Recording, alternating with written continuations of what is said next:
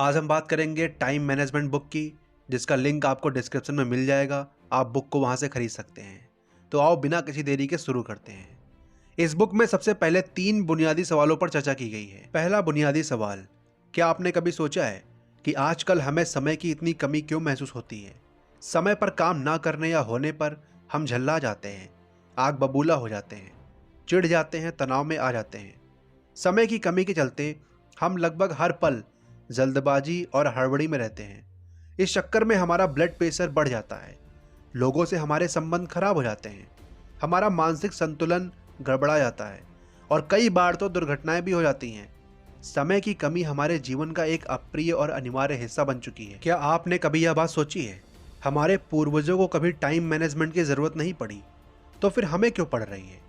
क्या हमारे पूर्वजों को दिन में 48 घंटे मिलते थे और हमें केवल 24 घंटे ही मिल रहे हैं? आप भी जानते हैं और मैं भी जानता हूं, ऐसा नहीं है। हर पीढ़ी को एक दिन में 24 घंटे का समय ही मिला है, लेकिन 20वीं सदी की शुरुआत से हमारे जीवन में समय कम पड़ने लगा है और यह समस्या दिनों दिन बढ़ती ही जा रही है। बड़ी अजीब बात है, क्योंकि 20वीं सदी की शुरुआत से ही मनुष्य समय बचाने वाले नए नए उपकरण बनाता जा रहा है। 20वीं सदी से पहले कार नहीं थी, मोटरसाइकिल या स्कूटर भी नहीं थे, लेकिन हमारे पूर्वजों को कहीं पहुंचने की जल्दी भी नहीं थी। पहले मिक्सर, फ्रूट प्रोसेसर या माइक्रोवेव नहीं थे, लेकिन गृहिणियां सिल पर मसाला पीसने या चूल्हे पर खाना पकाने में किसी तरह की हड़बड़ी नहीं दिखाती थी। पहले बिजली नहीं थी, लेकिन किसी को रात रात भर जाग कर काम करने की जरूरत भी नहीं थी। वास्तव में तब जीवन ज्यादा सरल था, क्योंकि उस समय इंसान की जिंदगी घड़ी के हिसाब से नहीं चलती थी। औद्योगिक युग के बाद फैक्ट्री, ऑफिस और नौकरी का जो दौर शुरू हुआ, उसने मनुष्य को घड़ी का गुलाम बनाकर रख दिया। पहले जीवन सरल था और अब जटिल हो चुका है। यही हमारी समस्या का मूल कारण है।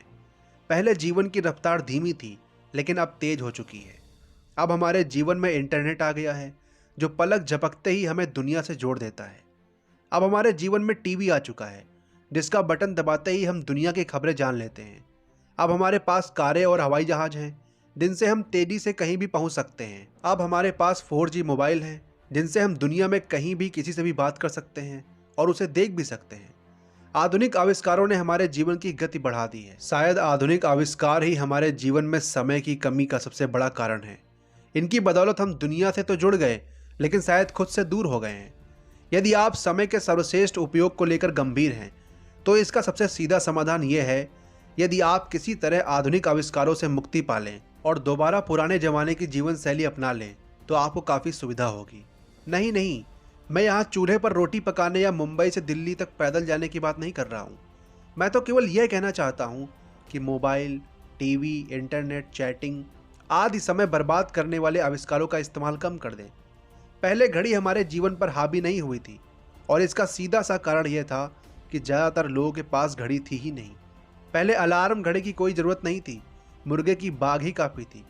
तब 8:18 की लोकर पकड़ने का कोई तनाव नहीं रहता था।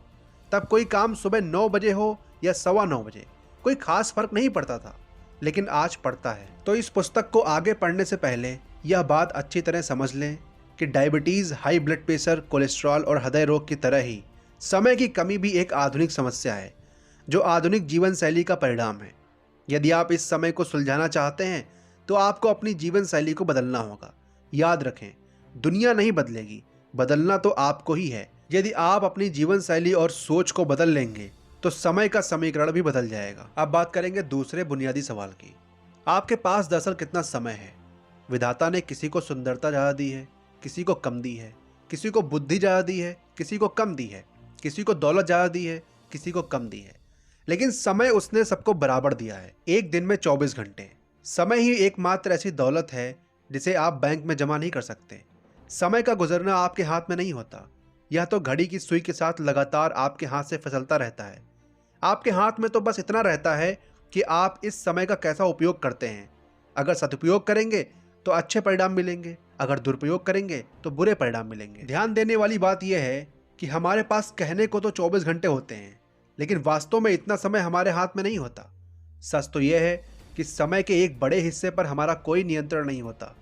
8 घंटे नींद में चले जाते हैं, 2 घंटे खाने पीने, तैयार होने एवं नित्य कर्म आदि में।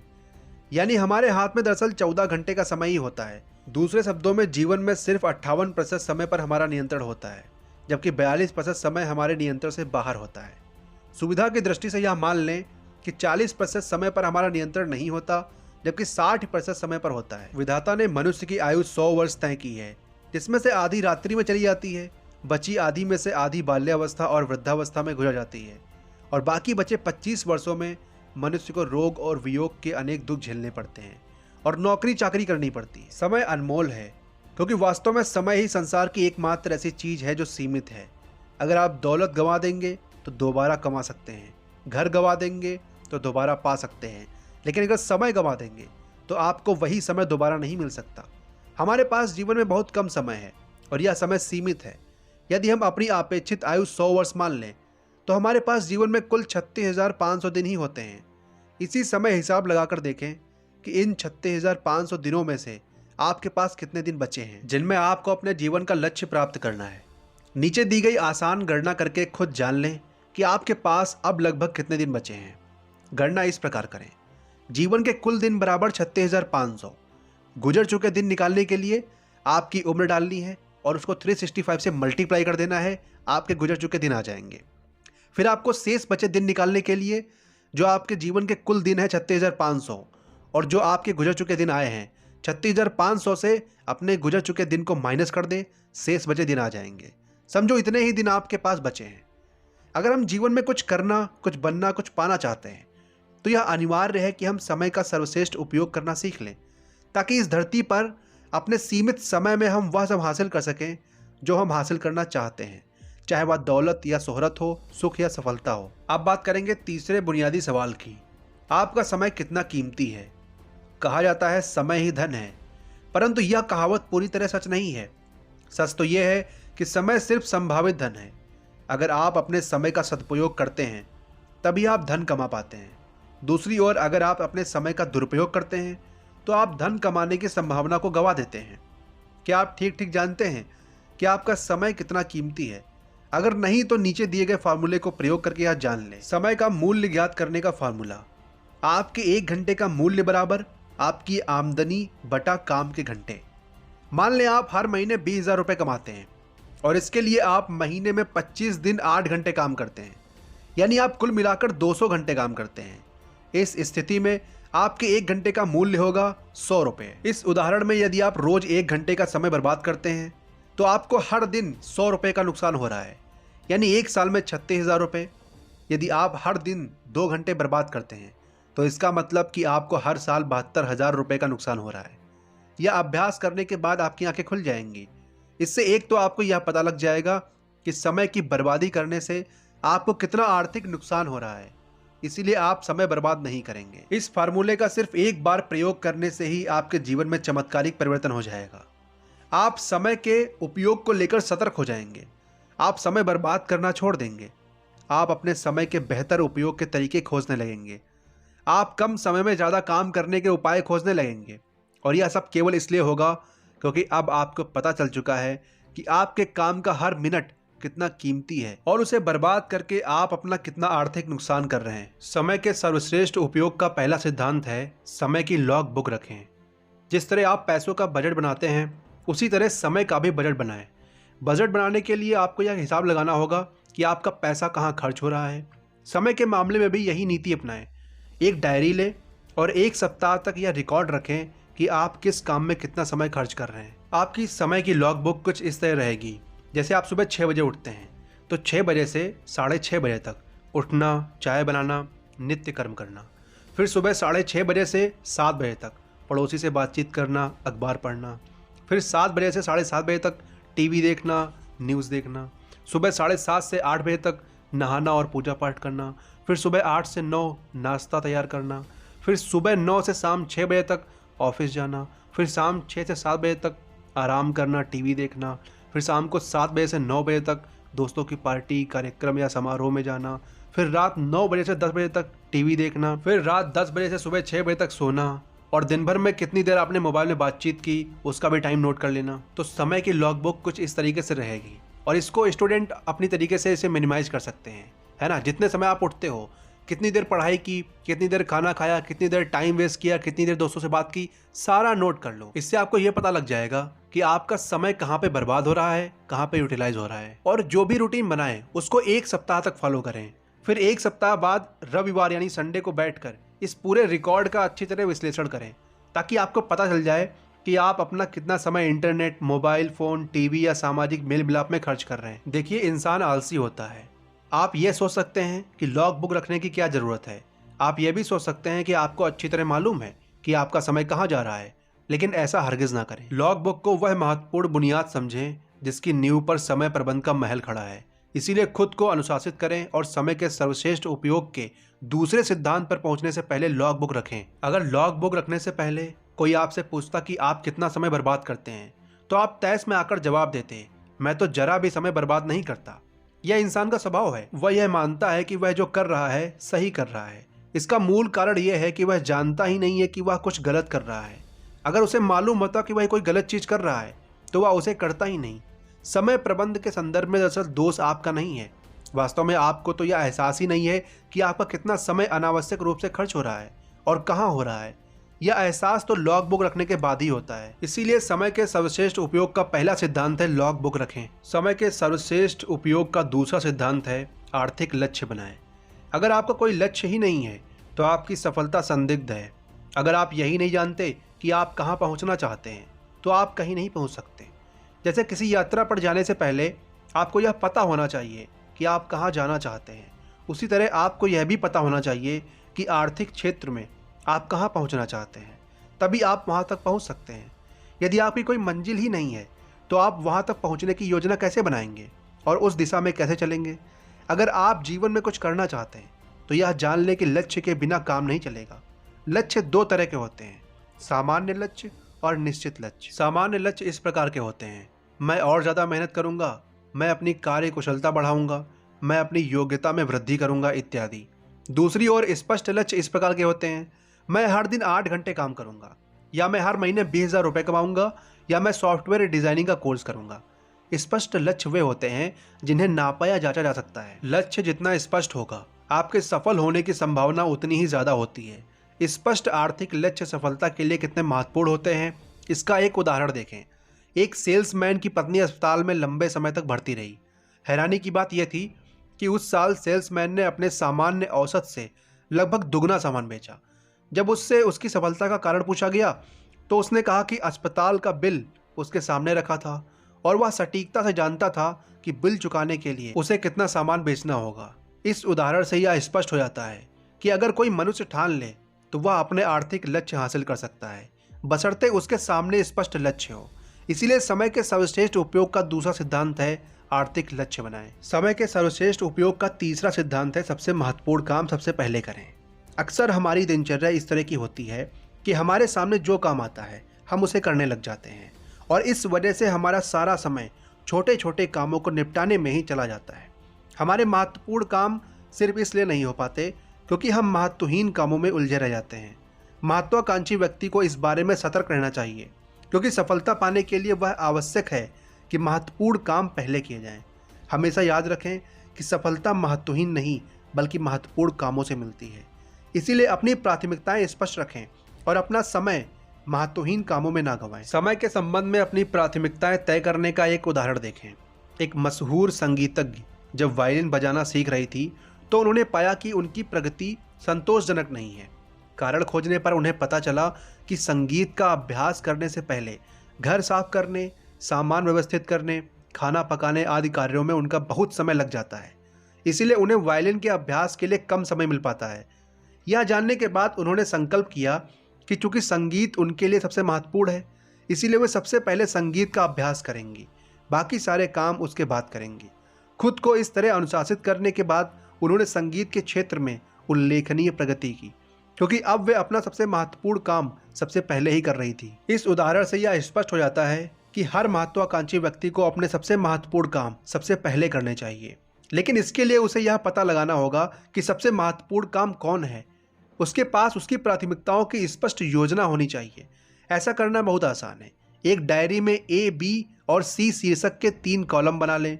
A कॉलम में अपने सबसे महत्वपूर्ण कामों को लिखें जिन्हें आप अनिवार्य मानते हैं। बी कॉलम में ऐसे काम रखें जो अनिवार्य तो नहीं है परंतु महत्वपूर्ण हैं। सी कॉलम में ऐसे सामान्य काम रखें जो ना तो अनिवार्य है ना ही महत्वपूर्ण है। दिन में सबसे पहले ए कॉलम के पहले काम यानी A1 काम से शुरू करें, जो सबसे अनिवार्य काम होगा। उसे पूरा करने के बाद आप इसी कॉलम के दूसरे काम करने में जुट जाएं और इस तरह ए कॉलम के सारे काम निपटा लें। ए कॉलम के बाद बी कॉलम के काम शुरू करें और उसके बाद समय बचने पर सी कॉलम के कामों की ओर जाएं। अधिकांश बड़े लक्ष्य हासिल ना हो पाने का कारण ये है कि हम छोटी चीज़ों को पहले करने में अपना समय बर्बाद कर देते हैं। तो सबसे महत्वपूर्ण काम सबसे पहले करें। समय के सर्वश्रेष्ठ उपयोग का चौथा सिद्धांत है यात्रा के समय का अधिकतम उपयोग करें। हर सफल व्यक्ति अपने 24 घंटों में ज़्यादा से ज़्यादा उपयोगी काम करना चाहता है। उसकी पूरी दिनचर्या ही समय के सर्वश्रेष्ठ उपयोग पर केंद्रित होती है। माइक मर्डॉक ने कहा भी है, आपके भविष्य का रहस्य आपकी दिनचर्या में छिपा हुआ है। यात्रा आपकी दिनचर्या का एक महत्वपूर्ण हिस्सा है। आज हर व्यक्ति बहुत सी यात्राएं करता है जिनमें उसका बहुत समय लगता है। फ़र्क सिर्फ इतना होता है कि जहां आम व्यक्ति यात्रा के समय में हाथ पर हाथ धरकर बैठता है, वहीं सफल व्यक्ति अपने बहुमूल्य समय का अधिकतम उपयोग करता है। महात्मा गांधी यात्रा करते समय नींद लेते थे ताकि वे तरोताजा हो सकें। नेपोलियन जब सेना के साथ युद्ध करने जाते थे तो रास्ते में पत्र लिखकर अपने समय का सदुपयोग करते थे। एडिसन अपने समय की बर्बादी को लेकर इतने सचेत थे कि किशोरावस्था में जब वे रेल में यात्रा करते थे तो अपने प्रयोगों में जुटे रहते थे।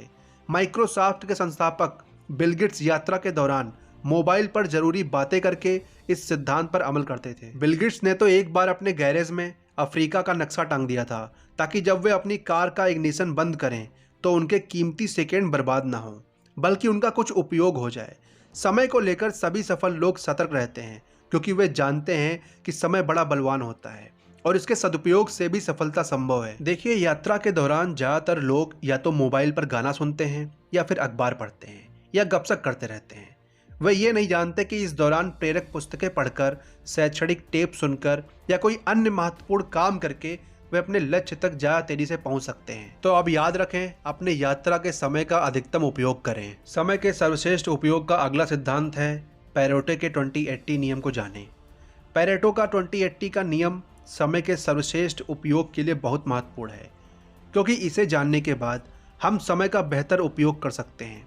पैरेटो के अनुसार आपकी 20% प्राथमिकताएं आपको 80% परिणाम देंगी, बशर्ते आप अपनी 20% प्राथमिकताओं पर अपना समय, ऊर्जा, धन और कर्मचारी लगाएं। यानी हमें अपने 80% परिणाम 20% समय से मिलते हैं। इसका अर्थ यह भी है कि हमारे समय का अधिकांश हिस्सा यानी 80% सिर्फ 20% परिणाम हासिल करने में बर्बाद होता है। यदि हम अपने समय का सर्वश्रेष्ठ उपयोग करना चाहते हैं तो यह आवश्यक है कि हम उस 20% सार्थक समय का पता लगाएं और जहां तक संभव हो उसे बर्बाद होने से बचाएं। यही नहीं, हमें उस 80% समय का भी पता लगाना चाहिए जिसमें हम सिर्फ 20% परिणाम ही हासिल कर पाते हैं। ऐसा करने पर हम अपने सार्थक समय के अनुपात को बढ़ा सकते हैं और निरर्थक समय को कम कर सकते हैं। योजना बनाते समय पैरेटो के 20-80 नियम का पालन करने से आपकी सफलता में आशातीत वृद्धि होती है क्योंकि इससे आप ये महत्वपूर्ण तथ्य जान जाते हैं कि कौन सा समय आपकी सफलता के लिए कितना योगदान दे रहा है। इसीलिए समय के सर्वश्रेष्ठ उपयोग का छठा सिद्धांत है पैरेटो के 20-80 के नियम को जानें। पैरेटो का नियम अप्रत्यक्ष रूप से हमें पूर्णतावाद या परफेक्शन के प्रति भी सावधान करता है। यह बताता है कि हम 80% काम 20% समय में ही पूरा कर लेते हैं और बचे हुए 20% काम में 80% समय बर्बाद करते हैं, सिर्फ इसलिए क्योंकि हम उस काम को आदर्श तरीके से करना चाहते हैं। कई बार परफेक्शन या पूर्णता का आग्रह समय की बर्बादी का कारण बन जाता है और व्यक्ति को असफल करा सकता है। यदि आपको लगता है कि आप कड़ी मेहनत करने के बावजूद सफल नहीं हो रहे हैं तो पैरेटो के सिद्धांत को आजमा कर देखें। इससे आप यह जान जाएंगे कि आप किस काम में कितनी मेहनत कर रहे हैं। देखिए, वास्तविक संसार में यह महत्वपूर्ण नहीं होता कि आप कितनी कड़ी मेहनत करते हैं। महत्वपूर्ण तो यह होता है कि आप कितनी बुद्धिमानी या चतुराई से मेहनत करते हैं। यह पता लगाना सफलता के लिए बहुत ज़रूरी है कि आप अपने लक्ष्य का पीछा करने में कितना समय लगा रहे हैं और छोटे छोटे कामों में कितना समय बर्बाद कर रहे हैं। अक्सर ऐसा होता है कि हम अपना समय छोटे छोटे कामों में लगा देते हैं। हम ये सोचते हैं कि पहले आसान और छोटे काम निपटा लें, इसके बाद आराम से अपने महत्वपूर्ण या बड़े काम निपटा लेंगे। बहरहाल बाद में जाकर हमें इस दुखद तथ्य का एहसास होता है कि महत्वपूर्ण या बड़े कामों के लिए हमारे पास समय बचा ही नहीं है। यदि आप पैरोटे के सिद्धांत को याद रखेंगे तो ऐसा कभी नहीं होगा। समय के सर्वश्रेष्ठ उपयोग का अगला सिद्धांत है पार्किंसन के नियम का लाभ लें। समय के सर्वश्रेष्ठ उपयोग के लिए पार्किंसन के नियम को जानना बहुत आवश्यक है। पार्किंसन का नियम है काम उतना ही फैल जाता है जितना उसके लिए समय होता है। इसका अर्थ यह है कि हमारे पास जितना काम होता है हमारा समय भी उसी के अनुरूप फैलता है, सिकुड़ता है। यानी अगर हम कम समय में ज़्यादा काम करने की योजना बनाएंगे तो समय फैल जाएगा और वे सारे काम उसी अवधि में पूरे हो जाएंगे। दूसरी ओर अगर हम उतने ही समय में कम काम करने की योजना बनाएंगे तो समय सिकुड़ जाएगा और उतनी ही अवधि में हम कम काम कर पाएंगे। लक्ष्य जितना बड़ा होगा उपलब्धि भी उतनी ही बड़ी होगी। एक क्रिकेट मैच का उदाहरण देखें। जब दूसरी टीम पहली टीम द्वारा निर्धारित लक्ष्य का पीछा करती है तो इस बात से फर्क नहीं पड़ता कि उसके सामने 50 ओवर में जीत के लिए 225 रनों का लक्ष्य है या 275 रनों का। लक्ष्य चाहे जो हो, आमतौर पर उसे अंतिम 3-4 ओवरों में ही हासिल किया जाता है। यहाँ पर महत्वपूर्ण बात यह है कि दूसरी टीम उतने ही समय में अपने लक्ष्य तक पहुँचती है, चाहे उसका लक्ष्य छोटा हो या बड़ा। यही हमारे और आपके बारे में भी सही है। जो व्यक्ति बड़े लक्ष्य बनाता है वह अपने सीमित समय का सर्वश्रेष्ठ उपयोग करने में सफल हो जाता है, जबकि छोटे लक्ष्य बनाने वाला अपने समय का सीमित उपयोग ही कर पाता है। इसका एक और उदाहरण देखें। जब हम सैर सपाटा करने या लंबी छुट्टियां मनाने जाते हैं तो उससे कुछ दिन पहले हम अपने घर और ऑफिस के काम ताबड़तोड़ तरीके से निपटाने में जुट जाते हैं। उस सप्ताह में हम सामान्य से दुगना या तिगुना काम कर लेते हैं। हम फटाफट काम करते हैं और कम समय में ज़्यादा काम करते हैं, क्योंकि हमें निश्चित समय सीमा में काम निपटा कर छुट्टियाँ मनाने जाना है। हमारे पास समय कम होता है और काम ज़्यादा, लेकिन चूंकि हमारे सामने स्पष्ट लक्ष्य होता है इसीलिए हम उसे हासिल कर लेते हैं और यह पार्किंसन के नियम की वजह से संभव हो पाता है। काम की प्रकृति से भी समय के फैलने या सिकुड़ने का संबंध होता है। जब किसी काम में हमारी रुचि होती है तो वह काम जल्दी हो जाता है। दूसरी ओर जब किसी काम में हमारी रुचि नहीं होती है तो वह देर से होता है। इसीलिए यह कहा जाता है कि वह व्यक्ति सौभाग्यशाली है जो अपने काम से प्रेम करता है, क्योंकि वह कम समय में ज़्यादा काम कर सकता है, ज़्यादा अच्छी तरह काम कर सकता है और इस वजह से ज़्यादा सफल भी हो सकता है। समय के सर्वश्रेष्ठ उपयोग का अगला सिद्धांत है अपने प्राइम टाइम में काम करें। टेलीविज़न पर प्राइम टाइम में यानी रात 8 बजे से 10 बजे तक विज्ञापन की कीमत सबसे ज़्यादा होती है। विज्ञापन उतने ही समय का रहता है परंतु इसकी कीमत बढ़ जाती है। कीमत बढ़ने का कारण सिर्फ यह होता है कि वह विज्ञापन प्राइम टाइम में प्रसारित किया जाता है, जिसमें इसे ज़्यादा दर्शकों द्वारा देखा जाता है। टेलीविज़न के प्राइम टाइम की अवधारणा से हम यह सीख सकते हैं कि हमारे आप के लिए भी दिन के 24 घंटे एक से नहीं होते। दिन के किसी खास समय आपकी ऊर्जा, विचार शक्ति, उत्साह और कार्य क्षमता बाकी समय की तुलना में अधिक होती है। यही आपका प्राइम टाइम है। ज़्यादातर लोगों के लिए सुबह का समय प्राइम टाइम होता है, जब वे बड़े बड़े काम चुटकियों में कर सकते हैं। परंतु ध्यान रहे, हर व्यक्ति का प्राइम टाइम अलग अलग होता है। कई लोगों के लिए रात का समय प्राइम टाइम हो सकता है और कईयों के लिए दोपहर का। आपका प्राइम टाइम चाहे सुबह का हो या रात का, महत्वपूर्ण बात इसे पहचानना है। आपका प्राइम टाइम कौन सा है यह पहचानना इसलिए ज़रूरी है ताकि आप अपने समय का सर्वश्रेष्ठ उपयोग कर सकें। अपने सबसे महत्वपूर्ण या रचनात्मक काम इसी दौरान करें ताकि वे अच्छी तरह और जल्दी हो सकें। अपने प्राइम टाइम में छुटपुट काम करके उसे बर्बाद ना करें, क्योंकि छुटपुट काम तो आप बाकी के समय में भी कर सकते हैं। यदि आप सुबह के समय ज़्यादा फुर्तीले, ऊर्जावान और चुस्त होते हैं, यानी सुबह का वक्त आपका प्राइम टाइम है, तो आप एक तरह से सौभाग्यशाली हैं। अगर आप दोपहर में एक झपकी ले लें तो आप एक दिन में 2 सुबह प्राप्त कर सकते हैं। दोपहर की झपकी के बाद आप लगभग उतने ही फुर्तीले, ऊर्जावान और चुस्त हो सकते हैं जितने की सुबह थे। अक्सर इस बात को नज़रअंदाज कर दिया जाता है कि समय की मात्रा और गुणवत्ता में कोई सीधा संबंध नहीं होता। कई बार तो 1 घंटे में ही इतना कुछ हो जाता है जो आम तौर पर एक दिन में नहीं हो पाता। याद रखें, समय की मात्रा के बजाय उसकी सघनता और गुणवत्ता ज़्यादा महत्वपूर्ण है। काम के लंबे घंटे महत्वपूर्ण नहीं है, महत्वपूर्ण बात यह है कि वे ठोस और सघन हों। इसी को अंग्रेजी में क्वालिटी टाइम कहा जाता है। ध्यान रखें, वह व्यक्ति ज़्यादा सफल नहीं होता जो दिन में 8 घंटे काम करने का लक्ष्य बनाता है। ज़्यादा सफल तो वह व्यक्ति होता है जो दिन में 8 या 9 काम करने का लक्ष्य बनाता है। दोनों में फ़र्क सिर्फ इतना है कि पहला व्यक्ति समय की मात्रा को महत्व देता है और दूसरा समय की गुणवत्ता को, और इसी से उनकी सफलता में ज़बरदस्त फर्क पड़ता है। समय के सर्वश्रेष्ठ उपयोग का अगला सिद्धांत है कर्म में जुट जाएं। बेहतरीन लक्ष्यों और सर्वश्रेष्ठ योजनाओं के बावजूद आप असफल हो सकते हैं, बशर्ते आप उन पर अमल ना करें। कर्म ही वह जादुई तत्व है जो आपको स्थायी सफलता दिलाता है। हम सब जानते हैं कि बिना मेहनत किए हम सफल नहीं हो सकते, परंतु आश्चर्यजनक बात यह है कि इसके बावजूद हम मेहनत से जी चुराते हैं, काम को टालते रहते हैं, मूड ना होने का बहाना बनाते हैं, समय या संसाधन की कमी का तर्क देते हैं, यानी काम करने के अलावा सब कुछ करते हैं। इस संदर्भ में तुलसीदास जी के इस दोहे को याद रखें, सकल पदार्थ है जगमाही, कर्महीन नर पावत नाही। यानी इस संसार में सारी चीजें हासिल की जा सकती हैं, लेकिन वे कर्महीन व्यक्ति को नहीं मिलती हैं। काम से जी चुराने का मूलभूत कारण यह है कि हम स्वभाव से आलसी होते हैं और हमारा मन हमें मनोरंजन या आनंद की आसान तथा आकर्षक राह की तरफ खींचता है। हम ये भूल जाते हैं कि सफलता की राह मुश्किलों से भरी होती है, जिस पर चलने का श्रम करने के लिए हमें अपने मन पर काबू पाना होगा, अपनी इच्छा शक्ति को दृढ़ करना होगा और लक्ष्य की तरफ लगातार बढ़ना होगा। हम यह भी भूल जाते हैं कि सफल व्यक्ति अपने मूड के दास नहीं बल्कि उसके स्वामी होते हैं। इस संबंध में सबसे अच्छी सलाह यह है, कोई काम शुरू करते समय अपने मूड से सलाह ना लें, यानी अपने मूड के हिसाब से नहीं बल्कि अपने लक्ष्य और योजना के अनुसार काम करें। विश्वविख्यात नाटककार जॉर्ज बर्नार्ड शॉ का कई बार लिखने का मूड नहीं होता था, लेकिन मूड हो या नहीं वे लिखते थे, क्योंकि उन्होंने महान साहित्यकार बनने के अपने लक्ष्य को कभी अपनी नज़रों से ओझल नहीं होने दिया। अपने इस लक्ष्य को प्राप्त करने के लिए उन्होंने संकल्प किया कि वे हर दिन 5 पेज लिखेंगे, चाहे उनका मूड कैसा भी हो। अगर आप भविष्य में सफलता की फसल काटना चाहते हैं तो आपको उसके लिए बीज आज बोने होंगे। अगर आप आज बीज नहीं बोएंगे तो भविष्य में फसल काटने की उम्मीद कैसे कर सकते हैं। पूरी सृष्टि कर्म और फल के सिद्धांत पर चलती है, इसीलिए आपको अपने कर्म के अनुपात में ही फल मिलेंगे। यदि आप सफलता चाहते हैं तो कर्म में जुट जाएं और तब तक जुटे रहें जब तक कि आप सफल ना हो जाएं।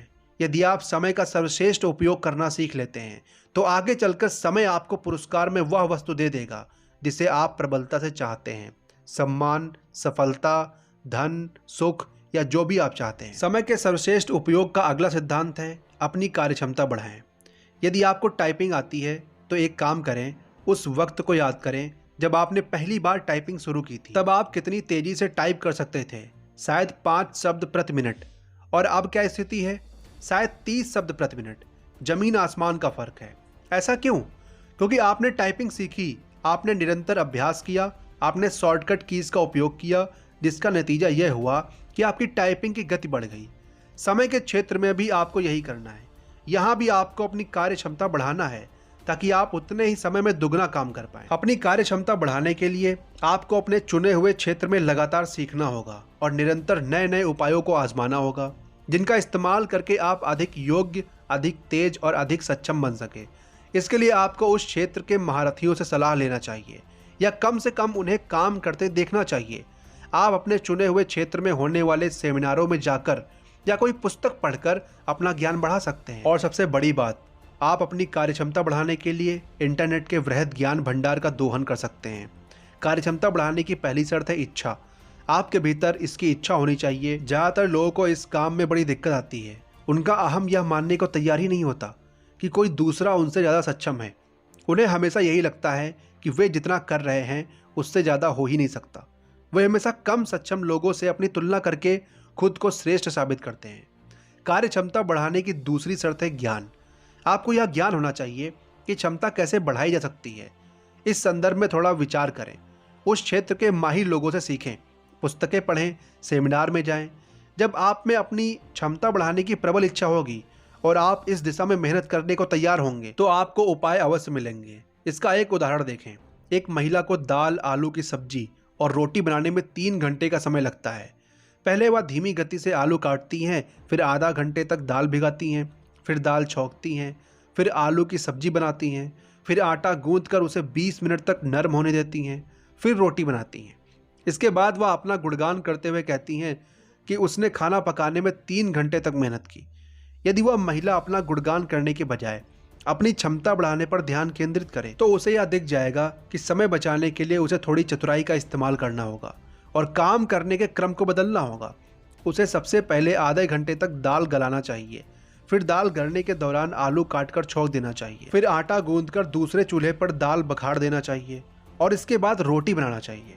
इस तरह उसका सारा काम 1.5 घंटे या उससे भी कम समय में निपट जाएगा। इसे कहते हैं कार्यकुशलता। उतने ही समय में कई गुना काम करने की क्षमता। दूसरों से, खास तौर पर अपने से कम सक्षम लोगों से तुलना करने से कोई फायदा नहीं होता। अगर तुलना ही करनी है तो अपने से ज़्यादा सक्षम लोगों से करें। इससे भी बेहतर उपाय यह है कि अपने पिछले प्रदर्शन से तुलना करें। यह सोचें कि अगर कल आपने कोई काम 1.5 घंटे में किया था तो आज उसे 1.25 घंटे में कैसे किया जा सकता है। बस इतना ध्यान रखें कि काम की गुणवत्ता में कमी नहीं आनी चाहिए। ऐसा ना हो कि समय बचाने की हड़बड़ी में काम बिगड़ जाए। आपका लक्ष्य न्यूनतम समय में सर्वश्रेष्ठ कार्य करना होना चाहिए, क्योंकि हर क्षेत्र में सफलतम व्यक्ति इसी तरह कार्य करते हैं। समय के सर्वश्रेष्ठ उपयोग का अगला सिद्धांत है डेडलाइन तय करें। डेडलाइन यानी आखिरी समय सीमा। डेडलाइन दरअसल पुराने जमाने में किसी जेल के चारों ओर खिंची उस लाइन को कहा जाता था जिसके आगे जाने पर कैदियों को गोली मार दी जाती थी। आजकल डेडलाइन पार करने पर आपकी जान तो नहीं जाती, लेकिन आपकी प्रतिष्ठा और कैरियर में तरक्की के अवसर जरूर चले जाते हैं। इसीलिए डेडलाइन को गंभीरता से लें। अगर किसी दूसरे की डेडलाइन नहीं है तो बेहतर यही रहता है कि आप खुद ही अपने कार्यों की डेडलाइन तय करें। या सोचें कि कोई काम कितने समय में किया जा सकता है। आपातकालीन स्थितियों के लिए थोड़ा मार्जिन रखें और अपनी डेडलाइन यानी काम पूरा करने की आखिरी तारीख तय कर लें। शुरुआत में आपको थोड़ी दिक्कत आ सकती है, लेकिन कुछ समय बाद आपको डेडलाइन के भीतर और उससे पहले ही काम पूरा करने की आदत पड़ जाएगी। डेडलाइन तय करना एक ऐसी लाभकारी आदत है जिससे आप जीवन के हर क्षेत्र में ज़्यादा तेज़ी से तरक्की कर सकते हैं। आखिर डेडलाइन में ऐसा क्या होता है जिससे आपकी क्षमता बढ़ जाती है और आप ज़्यादा तेज़ी से काम पूरा कर लेते हैं? देखिए, पहली बात तो यह है कि इससे आपको एक स्पष्ट लक्ष्य मिलता है, और हम सभी जानते हैं कि स्पष्ट लक्ष्य होने पर हम ज़्यादा तेज काम कर सकते हैं। दूसरे, इससे आप एक योजना बनाते हैं और उस पर चलने के लिए खुद को अनुशासित करते हैं। तीसरे, डेडलाइन उस काम पर आपके दिमाग को केंद्रित रखती है जिससे आप उसे समय सीमा में पूरा करने के नए नए तरीके सोच सकते हैं। आपने खुद अपने जीवन में महसूस किया होगा कि जब आपको डेडलाइन दे दी जाती है कि यह काम अमुक समय तक हो जाना चाहिए, तो आपकी हर इंद्रिय सक्रिय हो जाती है। आपके भीतर एड्रीनलिन का बहाव हो जाता है और आपका आलस भाग जाता है और पूरा ध्यान केंद्रित करके काम में जुट जाते हैं। आप जानते हैं कि अगर वह काम समय पर नहीं निपटा तो आफत हो जाएगी। इसीलिए आप सुबह थोड़ा जल्दी उठते हैं, पूरी एकाग्रता से काम करते हैं, देर रात तक काम करते हैं, कम सोते हैं, कम समय बर्बाद करते हैं और आखिरकार उस काम को समय पर पूरा कर देते हैं। इसे एक उदाहरण से समझें।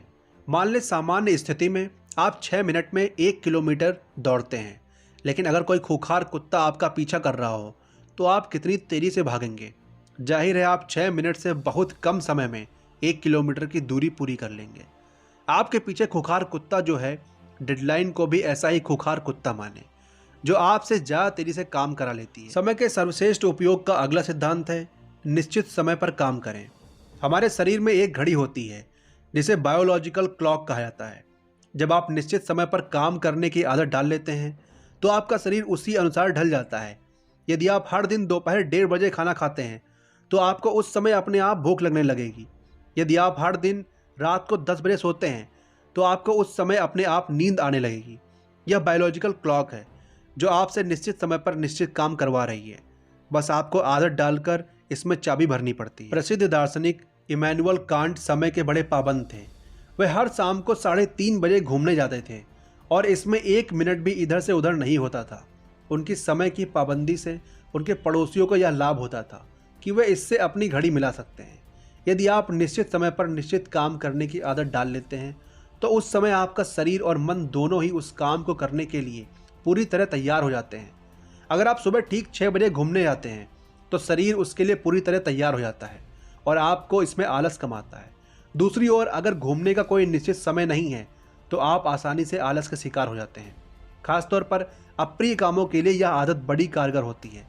अगर आपको पढ़ाई करना है तो उसका निश्चित समय तय कर लें। अगर आपको व्यायाम करना है तो उसके लिए निश्चित समय तय कर लें। हर महत्वपूर्ण काम का निश्चित समय तय करने से आप शारीरिक और मानसिक रूप से उस काम के लिए पूरी तरह तैयार रहते हैं। निश्चित समय पर महत्वपूर्ण काम करने की आदत डालने के कई फायदे हैं। पहला तो यह है कि आपको वह काम करने में आलस नहीं आता है और आप आदतन बिना सोचे समझे उसे करने में जुट जाते हैं। दूसरे, आदत पड़ने पर आपका शरीर और मन पूरी तरह सक्रिय होकर सहयोग देता है। तीसरे, आपको उसमें आनंद आने लगता है जिससे काम सरल हो जाता है। चौथे, समय के साथ साथ आप उस काम को जल्दी या ज़्यादा अच्छी तरह करने के तरीके खोज लेते हैं। पांचवें, जब आप नियमितता से एक निश्चित तंत्र में चलते हैं तो प्राकृतिक शक्तियां भी आपकी मदद करने लगती हैं। पूरा ब्रह्मांड एक निश्चित तंत्र में काम करता है, आपको भी ऐसा ही करना चाहिए। समय के सर्वश्रेष्ठ उपयोग का अगला सिद्धांत है समय की बर्बादी के गुरुत्वाकर्षण नियम को जानें। यदि आप हवा में छलांग लगाएं तो क्या होगा? पृथ्वी की गुरुत्वाकर्षण शक्ति के कारण आप नीचे आ जाएंगे। यही समय के मामले में भी होता है। जैसे ही आप कोई महत्वपूर्ण काम शुरू करते हैं, वैसे ही बाधाओं की गुरुत्वाकर्षण शक्ति सक्रिय हो जाती है और आपको नीचे धकेलने लगती है। दूसरे लोग आकर आपके काम में विघ्न डालते हैं। वे आपसे कोई दूसरा काम करने को कहेंगे, कोई आपसे मिलने आ जाएगा, किसी का फोन आ जाएगा, बॉस आपको कोई अत्यावश्यक काम थमा देगा, पत्नी बाजार से कोई ज़रूरी सामान मंगाएंगी, बच्चे होमवर्क में आपसे मदद मांगेंगे। यह और कुछ नहीं, गुरुत्वाकर्षण का नियम है। जैसे ही आप कोई महत्वपूर्ण काम शुरू करते हैं, रुकावटें सामने आने लगती हैं, अन्य तात्कालिक कार्य हावी होने लगते हैं और परिस्थितियां विकट हो जाती हैं। यह और कुछ नहीं, बाधाओं का गुरुत्वाकर्षण है जो आपको नीचे खींच रहा है। आपको इस गुरुत्वाकर्षण शक्ति के प्रति सजग रहना चाहिए। याद रखें, इस दुनिया में दूसरों की तरक्की देखकर जलने की परंपरा है। इस दुनिया में दूसरों की टांग खींचने की परंपरा है। इस दुनिया में दूसरों के पर कतरने की परंपरा है। इसीलिए आपका ऊपर उठना आपके आसपास के लोगों को, शायद आपके रिश्तेदारों को भी पसंद नहीं आएगा और वे उसमें अपनी ओर से बाधा डालने की पूरी कोशिश करेंगे। इससे बचने का उपाय बहुत ही सरल है, अपना मुंह बंद रखें। किसी को भी यह न बताएं कि आप कोई महत्वपूर्ण काम कर रहे हैं। आपने एक नई आदत डाली है या आप कितने ऊपर पहुंचना चाहते हैं। अगर आप डींगे हाँकने या अपनी योजना बताने के प्रलोभन से बच जाएं, तो आपका इरादा किसी को पता नहीं चल पाएगा और आप बहुत सी अनावश्यक अड़चनों से बच जाएंगे। किसी को यह पता ना चलने दे कि आप ऊपर उठने की कोशिश कर रहे हैं, वरना आपको नीचे खींचने में वे अपनी पूरी शक्ति लगा देंगे। समय के सर्वश्रेष्ठ उपयोग का अगला सिद्धांत है न्यूटन के गति के पहले नियम का लाभ लें। सरल भाषा में न्यूटन का गति का पहला नियम कहता है, जो चीज़ जिस अवस्था में है उसी में बनी रहती है जब तक कि उस पर बाहरी बल का प्रयोग ना किया जाए। यह बहुत ही अद्भुत नियम है। यह वस्तुओं पर ही नहीं, व्यक्तियों पर भी लागू होता है। आप जिस अवस्था में हैं उसी में रहेंगे जब तक कि बाहरी बल का प्रयोग ना हो। यह बाहरी बल कहाँ से आता है? या तो दूसरों के दबाव से या फिर आपके अनुशासन से, आपकी स्वप्रेरणा से। यहीं पर समय के सर्वश्रेष्ठ उपयोग का दूसरा सिद्धांत काम आता है, आर्थिक लक्ष्य बनाएं। यही आर्थिक लक्ष्य आपको निरंतर प्रेरित करता है ताकि आप बाहरी बल यानी अनुशासन का प्रयोग करके अपनी अवस्था को बदल लें। आपकी आर्थिक स्थिति चाहे जैसी हो, आप अनुशासन का प्रयोग करके उसे हमेशा बेहतर बना सकते हैं। जिम रॉन की बात हमेशा याद रखें, अनुशासन ही लक्ष्य और सफलता के बीच का पुल है। देखिए, सच तो यह है कि अपनी आर्थिक स्थिति को बेहतर बनाने का काम आपको खुद ही करना होगा। दूसरों को क्या पड़ी है जो वे आपके जीवन को बेहतर बनाने के लिए आप पर दबाव डालेंगे। आदमी घड़ी में चाबी भरता है तो घड़ी की नहीं, अपनी आवश्यकता के लिए भरता है। दूसरे लोग तो आपकी भलाई के लिए नहीं बल्कि उनकी खुद की भलाई के लिए आप पर दबाव डालेंगे। वे आपसे अपना काम निकलवाने के लिए आप पर दबाव डालेंगे। इसीलिए यह बात अच्छी तरह समझ लें कि अनुशासन में रहने और मेहनत करने की जिम्मेदारी आपकी है। इस नियम का एक अच्छा पहलू भी है, जब आप सफलता की डगर पर चलने लगेंगे तो आप सफलता की अवस्था में तब तक रहेंगे जब तक कि बाहरी बल का प्रयोग ना हो। जैसा हम पिछले सिद्धांत में देख चुके हैं, बहुत से बल आपकी प्रगति में बाधा डालने की कोशिश करेंगे, लेकिन आप उनसे सतर्क रहेंगे और अपनी गति को बरकरार रखेंगे। समय के सर्वश्रेष्ठ उपयोग का अगला सिद्धांत है, यह महत्वपूर्ण नहीं है कि आपने कितने समय काम किया, महत्वपूर्ण तो परिणाम है। देखिए, यह बेहद महत्वपूर्ण सिद्धांत है क्योंकि अक्सर यहीं पर गलतफहमी का अंदेशा रहता है। कर्मचारी अक्सर महसूस करते हैं कि वे 8 घंटे काम करते हैं, इसीलिए उनकी तनख्वाह बढ़नी चाहिए। दूसरी ओर कंपनी के मालिक सोचते हैं कि इस आदमी ने 5,000 रुपये का काम किया है और इसे 8,000 रुपये तनख्वाह पहले से मिल रही है, इसीलिए इसकी तनख्वाह बढ़ाने की ज़रूरत नहीं है। इसके बजाय अगर संभव हो तो उनकी तनख्वाह कम कर देनी चाहिए। इस उदाहरण में हमने क्या देखा? कर्मचारी के लिए महत्वपूर्ण पैमाना यह है कि उसने कितने समय काम किया, जबकि कंपनी के मालिक के लिए महत्वपूर्ण पैमाना यह है कि उसने कितना मूल्यवान परिणाम दिया। मानसिकता के इस अंतर को कभी ना भूलें, क्योंकि आपका क्षेत्र चाहे जो हो, सबसे सफल लोगों का ध्यान हमेशा परिणाम पर केंद्रित होता है। यदि आप 5 मिनट में ही उन्हें अपेक्षित परिणाम दे देंगे तो वे आपको पुरस्कार देंगे, लेकिन दूसरी ओर यदि आप 5 दिन की मेहनत के बाद भी अपेक्षित परिणाम नहीं दे पाए तो वे निराश हो जाएंगे। वास्तविक संसार में महत्वपूर्ण यह नहीं होता कि आपने कितने समय काम किया, महत्वपूर्ण तो यह होता है कि उसका परिणाम क्या निकला। मिसाल के तौर पर 2 सेनाएं लड़ रही हैं और उनमें से एक हार जाती है। देखने वाली बात यह है कि दोनों ही सेनाएं समान समय तक लड़ी, दोनों ने ही जान की बाजी लगाई, लेकिन परिणाम दोनों के लिए अलग अलग रहे। एक का नाम सुनहरे अक्षरों में लिखा गया, जबकि दूसरी की पराजय का कलंक झेलना पड़ा। एक और उदाहरण देखें। दो महिलाएं सब्जी बनाने में 2 घंटे का समय लगाती हैं। एक की सब्जी लाजवाब बनती है और दूसरे की बिगड़ जाती है। आपको क्या लगता है, उनके पतियों की प्रतिक्रिया क्या होगी? क्या दूसरी महिला का पति इस बात पर वाह वाह करेगा कि उसकी पत्नी ने उस घटिया सब्जी को बनाने में 2 घंटे तक मेहनत की, या वह इस बात पर ताना कसेगा कि कितनी बुरी सब्जी बनाई है? जवाब आप खुद जानते हैं। तो ये बात अच्छी तरह समझ लें कि समय की मात्रा महत्वपूर्ण नहीं होती, महत्वपूर्ण तो परिणाम है। कोई बॉस अपने कर्मचारी की इस बात पर प्रशंसा नहीं कर सकता कि उसकी 2 महीने की अथक मेहनत के बावजूद कॉन्ट्रैक्ट हाथ से निकल गया। अगर बॉस या पति भला होगा तो सांत्वना दे सकता है, तसल्ली दे सकता है, लेकिन पुरस्कार नहीं दे सकता। इसीलिए ये समय के सर्वश्रेष्ठ उपयोग का सिद्धांत कहता है कि यह महत्वपूर्ण नहीं है कि आपने कितने समय काम किया, महत्वपूर्ण तो परिणाम है। तो खत्म करते हैं हम इस बुक को, जिसका नाम है टाइम मैनेजमेंट। इसकी लिंक आपको डिस्क्रिप्शन में मिल जाएगी, वहां से आप बुक को खरीद सकते हैं। और आप कमेंट सेक्शन में ये बताइए कि आपको ये वीडियो कैसी लगी। और जितने भी आपके दोस्त हैं, जितने भी स्टूडेंट हैं जो भी तैयारी कर रहे हैं, उनको ये वीडियो भेजो, क्योंकि ये वीडियो उनके बहुत काम की। तो ठीक है, फिर मिलते हैं नेक्स्ट वीडियो में। जय हिंद।